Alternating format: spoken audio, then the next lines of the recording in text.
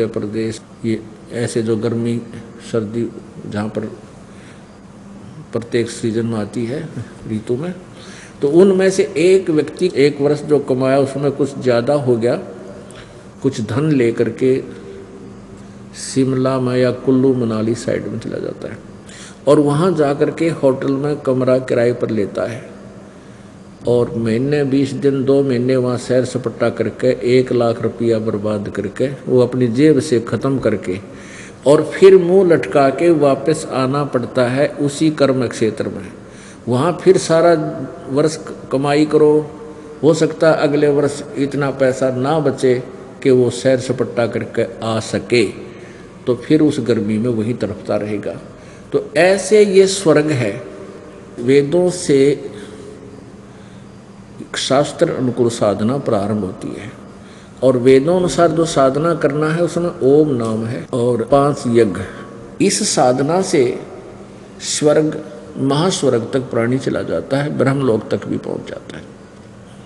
गीता जी अध्याय नंबर 8 के श्लोक नंबर 16 में कहा है कि ब्रह्मलोक पर्यंत ये सभी लोग वहाँ गए हुए साधक जन्म और मृत्यु को प्राप्त होते रहते हैं, पुनर्वर्ती में है।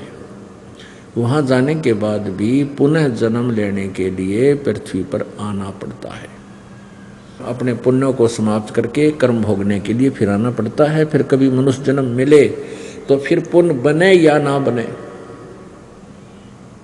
तो फिर स्वर्ग से भी वंचित रह जाता है। इतना समझो ये स्वर्ग है जैसे होटल में जाकर 2 महीने रेस्ट कराया, अपनी पूंजी बर्बाद की, वापस आ गया। ऐसे ही अपने पुण्य होने पर स्वर्ग मिल जाता है, स्वर्ग में अपने पुण्य समाप्त करके खर्च खा के और फिर वापस पृथ्वी लोक पर किधर पशु बन जाता है, कभी पक्षी बन जाता है। ये अरहट का कुआ लोई यागल बन जा है सब कोई, और कीड़ी कुंजर और अवतारा हर हट डोर बंधे कई बारा।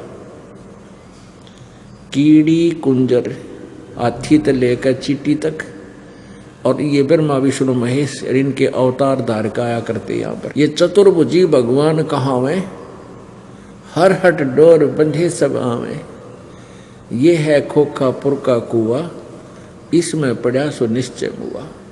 अब ब्रह्मा विष्णु महेश तक भी ऐसे ही चक्कर काट रहे हैं, ये भी इस काल के अरहट वाले कुएं में बंधे हुए हैं, इनका भी ऐसे ही चक्कर बंधा हुआ है। अब अरहट का कुआं कैसा होता है ये दिखाते हैं। ये देखिएगा,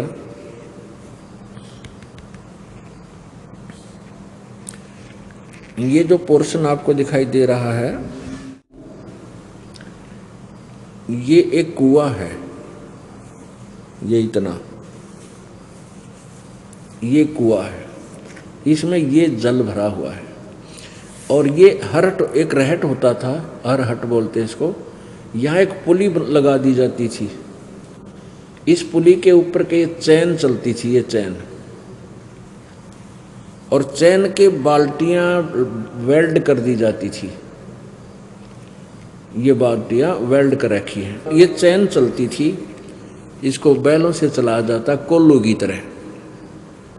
तो ये पुली चलती थी तो ये चैन भी नीचे आती थी, बाल्टी यहाँ से बाल्टियां भरती और ऊपर जाके यहाँ खाली हो जाती है, और ये जल बाहर खेतों में चला जाता, सिंचाई के काम लेते हैं। यहाँ क्या बताया है कि जैसे नीचे से पानी भरा बाल्टियों ने, ऊपर आकर खाली होगी, फिर भर के लेगी, फिर ऊपर गई, फिर खाली होगी, फिर भर के आई, फिर खाली होगी, फिर नीचे से भरी, फिर ऊपर जाकर खाली होगी, फिर भरी।